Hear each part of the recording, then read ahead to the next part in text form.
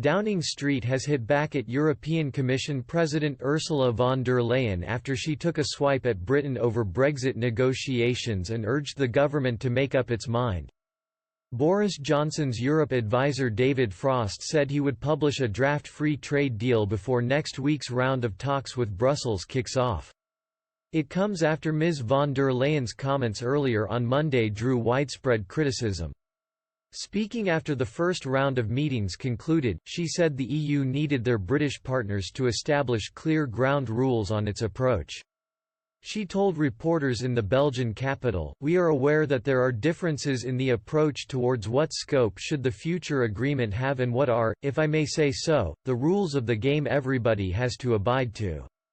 So it will be important that the UK makes up its mind. The closer they want to have access to the single market, the more they have to play by the rules that are the rules of the single market. If this is not the UK's choice, then, of course, they will be more distant, and so I think it's up to the UK within the negotiations to think about the trade-offs they want to take into account." Downing Street was quick to hit back at Ms. von der Leyen to defend itself.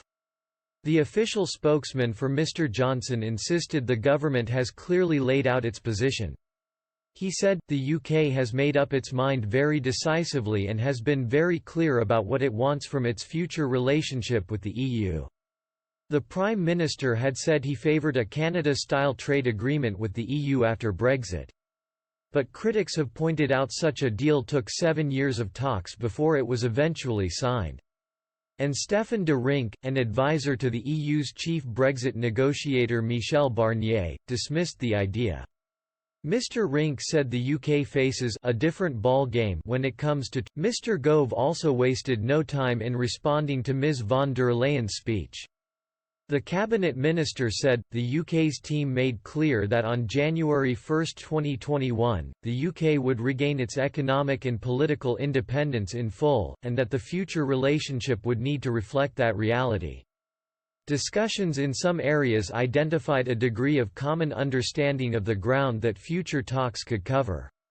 In other areas, notably fisheries, governance and dispute settlement, and the so-called level playing field, there were, as expected, significant differences. The next negotiating round will take place on the 18th to the 20th of March in London. The UK expects to table a number of legal texts, including a draft FTA. Beforehand, the tit-for-tat words came as Shadow Chancellor John McDonnell questioned if the current Brexit timetable was realistic given the outbreak. He said, "Is there enough bandwidth within government to deal with this crisis as well as the crisis that we are facing in terms of climate change as well as the crisis in our public services and Brexit too? I think there needs to be a serious examination by government itself and proper consultation on a cross-party basis with our European partners whether the existing timetable is realistic. Let's look again. The UK is due to exit the Brexit transition period on December 31 and become a fully independent nation on January 1. Mr. Johnson has said he is prepared to walk away from talks in June if significant progress on a trade agreement has not been made.